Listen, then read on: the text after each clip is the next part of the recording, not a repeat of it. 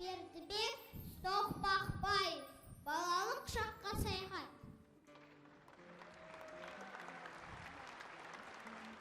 Бастан аяқ болмаса да, ағайынның маған біраз сыртқы киімдер әкелуі рас екен. Тері жағалы, қыстық пальто, сұр пима және малақай әкелген. Жазда киімнің бар жоғы біленбейді. Жалаң аяқ, жалаң бас, шапқылап жүре бересің. Киім жоқ, адамның қол болып бітетіні қыстыгүні. Ағайымның маған киім сатып аларда осыны ойлаған. Өмірім киім жарамаған, менде ес қалмады.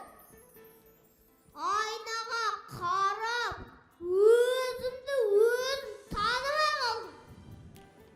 Шіркін-ай, дәл қазір қыс болса деп тілеймін. Қар борап, аяқ шатынып тұрса. Жер қара, күн жылы кез. Қазір бұл киімдермен мен далаға шықсам, дәл мақтаншақтың өз болып қалам.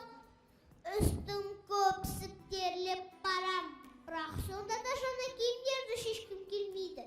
Төсекке жатсам да, ойларым жаңа киімдер. Үйде жеке болсам, оларды киіп жатып ұйықтаудан да тайынбас едім. Күн бүгін жылы жарқырап тұр. Бүгін сүмбеде Қали дейтін үйінде бір той бар екен. Той десе қуас томалайды. Ел шұбап келе жатыр. Бір үй той жасаса, ерліп кететін әйел бізде балаларда бар. Бізсіз тойдың сәнің келмейтіні тәрізді. Не? Рамазан екеуміз тойға барамыз деп қамданып жатырмыз. Кеш, әрине күндігідей емес, салқын. Соны сылтауратып, жаңа киімдерді түгел киіп бармақ болып. Ауылдың бәр балалар жиналды. Көрсін бәлем, іштер үйсін. Қашан қыс түскенше шыдай алатын емеспін. Бұл киімдерді қайдан алып деп бұлар сұрайды ғой. Ағайым Алматыға оқуға барған еді. Соны киіп берді деймін.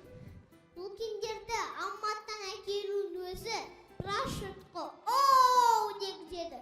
Сонымен Рамазан екеуміз тойға келе жатырмыз. Рамазан бешпентпен басында кепка. Мен болсам солтүстік полюстен самолетпен келіп түсе алған адамдаймын. Үстімде пальто, басында малақай, аяғымда пима. Мынау сол той жасап жатқан үй. Аспас әлден бірі есіктің алдына шығарда айғай салады. Балалар, мұнда кіріп шай ішіңдер. Айнеге кіріп отырса бастадық. Балалар маған не болып кеткенімді енді анық бақылады. Мынаны қараңдар. Өй, саған не болған? Жер қара, күн жылыда пима киіп алыпты. Елден елек оғаш болып келгенімді енді анық байқадым. Тіпті ұят екен. Киімден жұртқа көрсетіп мақтанайын деген ғой, дейді біреулер. Қысыла бастадым. Жерге дастархан жайылған. Енді ыстық шай құйыла бастады. Келіншектер маған қарап